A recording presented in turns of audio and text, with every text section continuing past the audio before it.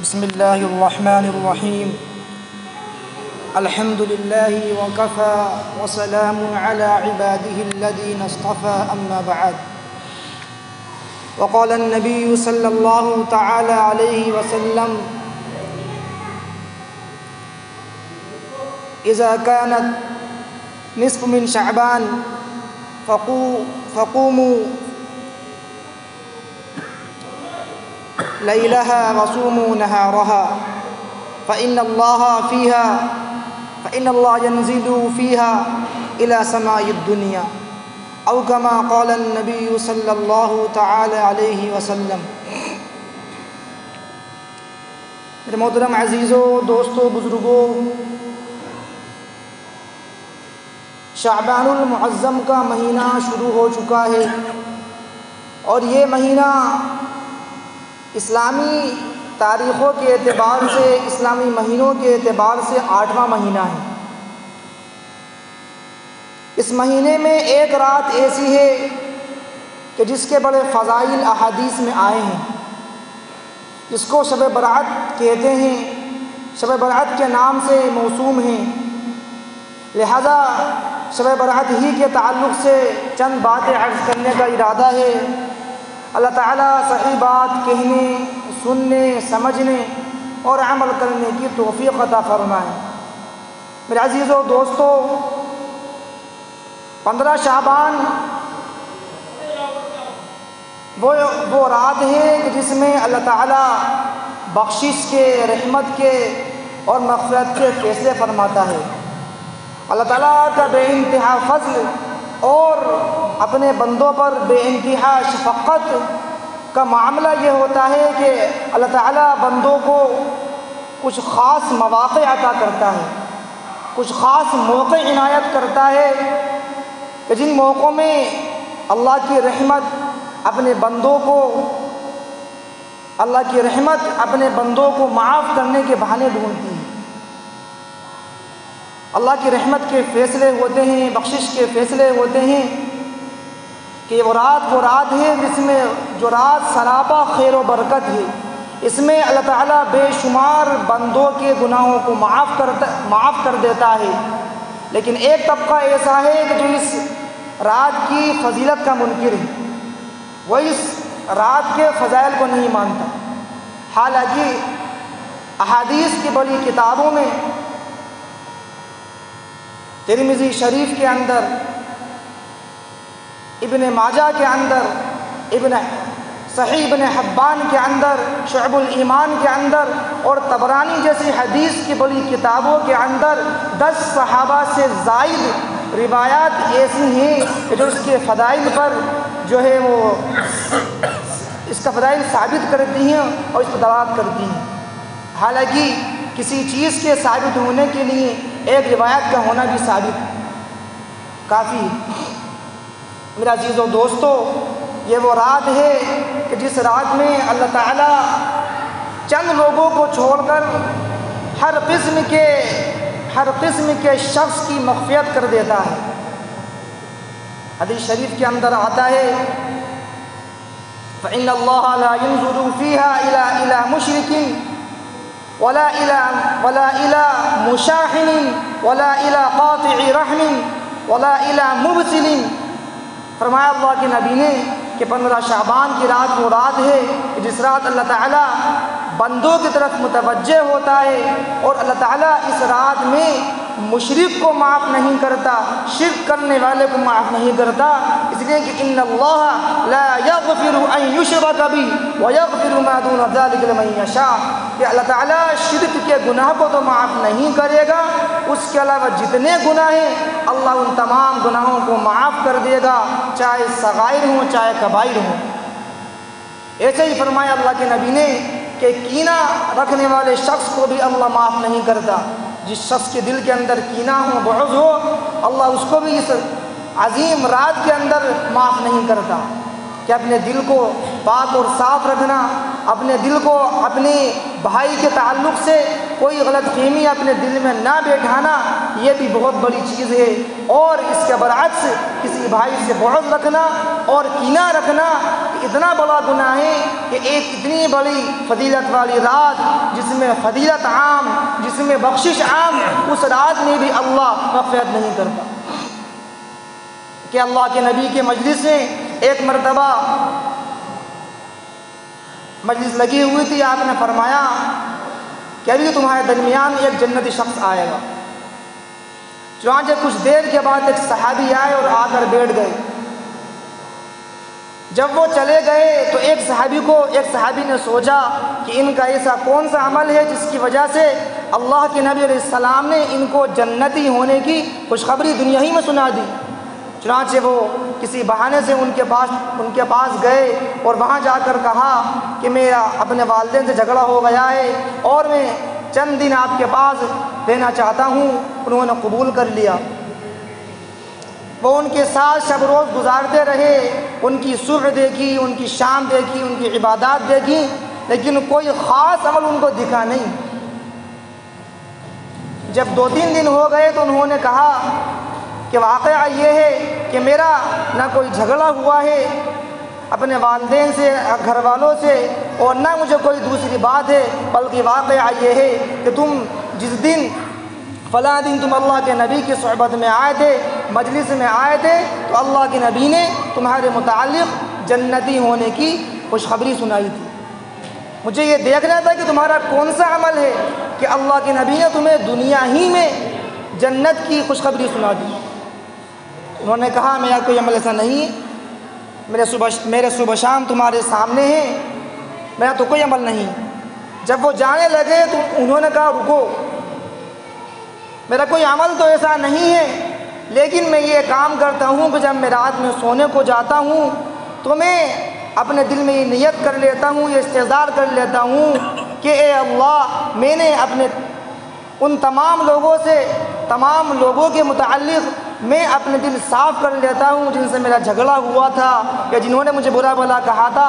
میں کسی کے متعلق اپنے دل میں کینہ نہیں رکھتا، کسی کے متعلق اپنے دل میں بغض نہیں رکھتا، اپنے دل کو میں پاک صاف کر لیتا ہوں۔ انہوں نے کہا کہ یہی وہ عمل ہے جس کی بنیاد پر اللہ کے نبی نے تمہیں جنتی ہونے کی خوشخبری دنیا ہی میں سنا دی۔ لہذا فرمایا اللہ کے نبی نے کہ مشرک کو، شرک کرنے والے کو، کینہ رکھنے والے کو، اور ایک روایت میں یہ ہے ولا قاطع رحمی، قطع رحمی کرنے والے کو، کہ جو شخص رشتہ داری توڑے، قطع رحمی کرے، اللہ تبارک و تعالی اس کو بھی اس عمومی رحمت سے، اس رات کی عمومی بخشش سے اللہ محروم رکھتا ہے۔ صحیح فرمایا ولا مبسل، کہ اپنے ازار کو، اپنے پاجاموں کو ٹخنے سے نیچا جو لٹکاتا ہے، اللہ اس شخص کو بھی اس شعبان کی 15ویں رات شب برات میں اپنی رحمت سے اللہ محروم رکھتا ہے۔ لا ينظر اللہ یوم القیامت الی من جل ازارہ بطرا، فرمایا اللہ کے نبی نے کہ اللہ تعالیٰ قیامت کے دن اس شخص کی طرف نظر بھی نہ فرمائیں گے جو فخر اور غرور کے اندر اپنے ازار کو، اپنے کپڑے کو، اپنے پاجامے کو ٹخنوں سے نیچے لٹکا۔ اور آپ نے فرمایا والدین کے ساتھ برا سلوک کرنے والے کو بھی اللہ تعالیٰ اس رات کی عمومی بخشش اور عمومی رحمت سے محروم رکھتا ہے۔ اسی میں عزیزو دوستو، یہ وہ گناہ ہیں، وہ جرائم ہیں کہ اتنے بڑے گناہ، اتنے بڑے جرائم ہیں کہ اللہ عمومی رحمت میں بھی ایسے لوگوں کو محروم کر دیتا ہے۔ اللہ تعالیٰ مجھے بھی، آپ کو بھی ان تمام گناہوں سے بچنے کی توفیق عطا فرمائے۔ ایسے ہی اللہ کے نبی علیہ السلام نے فرمایا کہ اس مہینے میں روزہ رکھو، قوموا لیلہا وصیاموا نہارہا، فرمایا اللہ کے نبی نے کہ جب شعبان کا مہینہ شروع ہوتا، فرماتی ہیں عائشہ کہ اللہ کے نبی علیہ السلام اس مہینے میں اتنی کثرت سے روزہ رکھا کرتے کہ سال کے دیگر مہینوں میں رمضان کے علاوہ اتنی کثرت سے روزہ نہیں رکھتے آپ۔ اس لیے کہ رمضان کا مہینہ آنے والا ہے، ایک بابرکت مہینہ آنے والا ہے، اس کی تیاری ہو جائے، اس کی تیاری کے لیے جسمانی اعتبار سے، ذہنی اعتبار سے ہمارا جسم تیار ہو جائے۔ فرمایا اللہ کے نبی کی دعا بھی ہے، اللہم بارک لنا فی رجب و شعبان وبلغنا رمضان، کہ اللہ ہمیں رجب اور شعبان کے مہینے میں برکت عطا فرما اور ہمیں رمضان میں پہنچا، ہمیں رمضان کی سعادت، رمضان کی برکتیں ہمیں حاصل فرما، عنایت فرما۔ چونچہ اس مہینے کے اندر، شعبان کے مہینے کے اندر روزہ رکھنے کا اہتمام کرنا چاہیے۔ ایام 20، 13، 14، 15 3 دن کے روزے رکھنا یہ بھی مستحب ہے۔ ایسے ہی میرے عزیز و دوستو 15 شعبان کے روزے کی بھی فضیلت حدیث کے اندر آئی ہے کہ اللہ نے فرمایا اذا كانت لیلۃ من نصف شعبان قوموا لیلها وصیاموا نہارها، کہ جب شعبان کی نصف تاریخ، شعبان کی 15ویں تاریخ ہو تو اس میں رات میں عبادت کرو اور دن میں اس کا روزہ رکھو۔ لیکن یہ بات ہی ملحوظ رہے کہ یہ روزہ مستحب ہے، یہ سنت نہیں ہے، یہ واجب نہیں ہے، یہ فرض نہیں ہے۔ لہذا جو چیز جس درجے میں ثابت ہے اس کو ہم اسی درجے میں رکھیں۔ ایسے ہی اللہ کے نبی علیہ السلام نے فرمایا کہ اس رات میں اللہ تبارک و تعالی آسمان دنیا پر اپنی خاص تجلی کرتا ہے اور اللہ کا ایک عمومی اعلان ہوتا ہے۔ اللہ فرماتا ہے کہ کوئی ہے مغفرت کا طلبگار، مغفرت چاہنے والا جو مجھ سے اپنے گناہوں کی مغفرت طلب کرے، میں اس کی مغفرت کروں، میں اس کی مغفرت کا فیصلہ کروں۔ ایسے ہی اللہ کی عام ندا ہوتی ہے کہ کوئی بندہ ہے جو مجھ سے رزق مانگے، روزی مانگے اور میں اس کو روزی دوں، اس کو روزی دینے کا فیصلہ کروں۔ ایسے ہی اللہ فرماتا ہے کیا کوئی پریشان حال شخص ہے جو مجھ سے صحت اور عافیت کا سوال کرے، مجھ سے صحت مانگے، مجھ سے عافیت مانگے اور میں اس کو صحت اور عافیت عطا کروں۔ ایسے ہی مختلف قسم کے حاجت مندوں کے لیے اللہ کی ندا لگتی ہے، اللہ آواز لگاتے رہتا ہے کہ کوئی ہے مانگنے والا جو اپنی کسی ضرورت کا مجھ سے سوال کرے اور میں اس کی ضرورت کو پورا کروں۔ ایسے ہی میرے عزیز و دوستو ایک مسئلہ اس رات میں قبرستان جانے کا بھی ہے۔ حضرت عائشہ صدیقہ رضی اللہ عنہا فرماتی ہیں کہ ایک مرتبہ اللہ کے نبی صلی اللہ علیہ وسلم رات میں میرے یہاں نہیں تھے، میری آنکھ کھلی تو میں نے آپ کو نہ پایا۔ فرماتی ہیں میں آپ کو ڈھونڈنے کے لیے، تلاش کرنے کے لیے گئی تو آپ مجھے مدینہ منورہ کے قبرستان جنت البقیع میں آپ ملے۔ اللہ کے نبی نے حضرت عائشہ کو دیکھ کر فرمایا کہ عائشہ تم کیا خیال کرتی ہو کہ اللہ اس کے رسول تمہارے ساتھ ظلم کریں گے؟ یعنی تمہاری باری کا دن میں کسی اور بیوی کے یہاں جاؤں گا؟ حضرت عائشہ نے عرض کیا نہیں اللہ کے نبی، میں تو یہ خیال کر رہی تھی کہ شاید کسی ضرورت کی وجہ سے، کسی کام کی وجہ سے آپ اپنی کسی اہلیہ کے یہاں تشریف لے گئے ہیں۔ آپ نے فرمایا نہیں، آج کی رات عبادت اور دعا کی رات ہے، اللہ تعالیٰ اس رات میں بندوں کی طرف متوجہ ہوتا ہے، اور آپ نے فرمایا کہ اللہ تبارک و تعالیٰ اس رات قبیلہ بنی کلب کی بکریوں کے بال جتنے بال ہیں اس سے زیادہ اللہ بندوں کی مغفرت فرماتا ہے۔ لہذا اللہ کے نبی علیہ السلام سے پوری زندگی میں ایک مرتبہ قبرستان جانا ثابت ہے، لہذا ہم بھی کبھی کبھار 15 شعبان کے موقع پر چلے جائیں تو وہ سنت ادا ہو جائے گی۔ جو چیز شریعت میں جس درجے ثابت ہے اس کو اسی درجے میں رکھنا چاہیے، اس کو اس سے آگے نہیں بڑھانا چاہیے۔ میرے عزیز و دوستو اگر اس سے آگے بڑھایا تو یہی عبادت کی جو رات ہے یہ چیز ریتی رواج کے اندر، رسم و رواج کے اندر چلی جائے گی، اور رسم و رواج آگے چل کر بدعت و خرافات کے اندر تبدیل ہو جاتے ہیں، اور بدعت و خرافات آگے چل کر کفر اور شرک کا سبب بنتے ہیں۔ قبرستان جانے کا یقیناً بڑا ثواب ہے۔ میں تو مستقل اس پر ایک بات عرض کر چکا گزشتہ جمعے کو کہ جمعے کے دن قبرستان جانا کتنا باعث خیر ہے، اجر و ثواب کا مستحق ہوتا ہے وہ بندہ جو جمعے کے دن قبرستان جاتا ہے، اور تمام جتنے اس کے مرحومین مرحومات ہوتے ہیں وہ اس انتظار میں رہتے ہیں کہ کوئی ہمیں بخش دے، کوئی ہمیں سورہ فاتحہ بخش دے، کوئی ہمیں کوئی نفل اعمال کر کے بخش دے اور ہمیں اس کا ثواب مل جائے۔ لہٰذا قبرستان جانے کا معمول ہونا چاہیے۔ ہم روز یا کم سے کم ہفتے میں ایک مرتبہ جمعے کے دن قبرستان جائیں، اپنے اعزہ و اقارب کو پڑھ کر قرآن کریم بخشیں، ذکر و اذکار کریں، تلاوت کریں، جتنے نفلی اعمال ہیں وہ ان کو پڑھ کر بخشیں۔ اس لیے عزیزو دوستو، اس رات کی کوئی مخصوص عبادت بھی نہیں ہے۔ آج ایک چیز یہ بھی چل گئی کہ 15 شب برات کے دن ہم لوگ جو ہے نمازیں پڑھتے ہیں کہ فلاں رکعت پہ اتنی مرتبہ سورہ فاتحہ پڑھی جائے گی، اس کے بعد اتنی مرتبہ یہ پڑھا جائے گا تو یہ فضیلت ہے۔ حالانکہ حدیث شریف میں کے اندر کہیں اس رات کی کوئی مخصوص عبادت، مخصوص نماز ثابت نہیں۔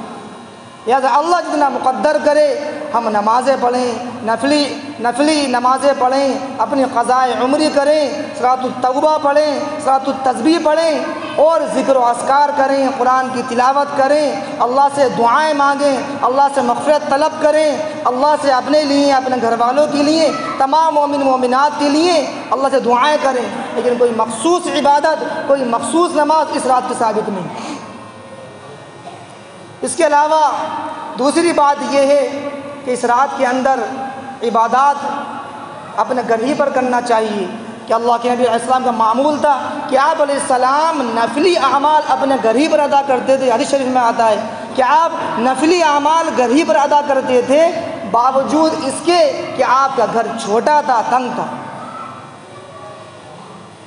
لہذا نفلی اعمال جو ہیں وہ گھر پر ادا کرنا چاہیے تاکہ ہمارے گھروں کے اندر بھی خیر و برکت نازل ہو، ہمارے گھروں کے اندر بھی برکت کا سلسلہ شروع ہو، کیونکہ جس جگہ میں عبادت کی جاتی ہے، جس جگہ میں قرآن پڑھا جاتا ہے، نماز پڑھی جاتی ہے، اس جگہ عبادت کے اثرات سرایت کر جاتے ہیں، جذب کر جاتے ہیں۔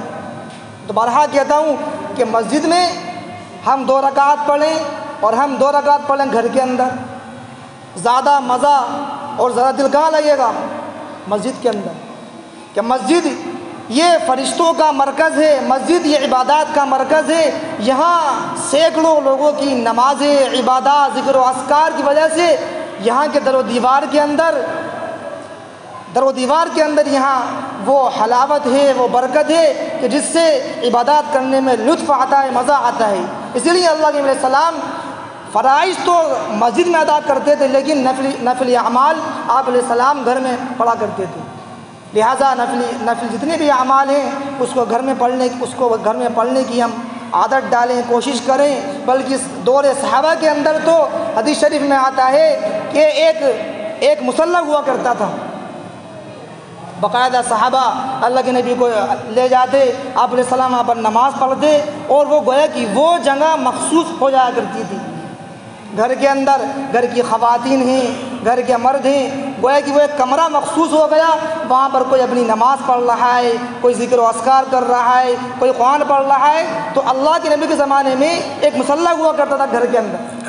لہٰذا ہمیں بھی چاہیے کہ ہم بھی اپنے گھر کے اندر کوئی کمرہ ایسا مخصوص کر لیں جو عبادات کے لیے خاص ہو، جہاں اپنی خواتین اپنی نمازیں پڑھیں، وہاں قرآن رکھا ہوا ہو، وہاں تسبیحات رکھی ہوئی ہوں، تاکہ وہاں ایسے ہی کوئی تصویر والی چیز نہ ہو، وہاں کوئی تصویر نہ ہو۔ کیونکہ حدیث شریف میں آتا ہے کہ جس گھر کے اندر کتا ہوتا ہے یا جنبی شخص ہوتا ہے یا تصویر ہوتی ہے، وہاں اللہ کی یعنی کہ رحمت کی فرشتہ نہیں آتی۔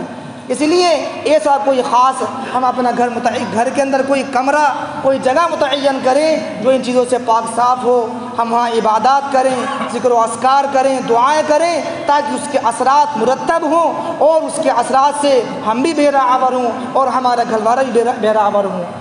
آخری بات عرض کر دوں میں عزیزو دوستو، اس رات میں جتنی فضیلت ہے، ہمارا ایک بڑا طبقہ وہ ہے نوجوان طبقہ جو اس رات میں عبادات تو کم کرتا ہے اور شور و شغف زیادہ کرتا ہے۔